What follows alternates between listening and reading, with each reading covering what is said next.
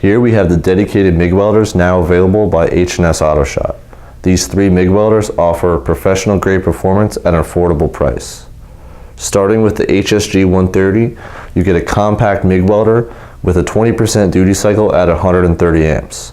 This machine runs on 110 volts and will come with a small 4-inch spool of wire for flux core and mild steel wire. Each welder will come with a dual gauge regulator and a 10-foot ground clamp.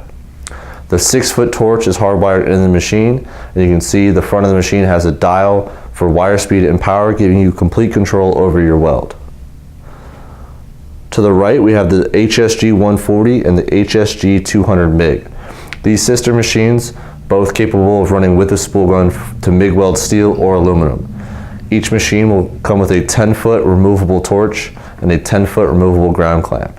On the inside of these machines, you'll see that you'll be able to run the spool gun as well as the small 4-inch or large 8-inch spool of wire. The difference between these two machines, the 140 will run on 110 and have a 35% duty cycle at 140 amps. The 200 will run on 220 volts and also have a 35% duty cycle at 200 amps. Both of these welders are now available by H&S Autoshot. Check out our other videos to see our other units.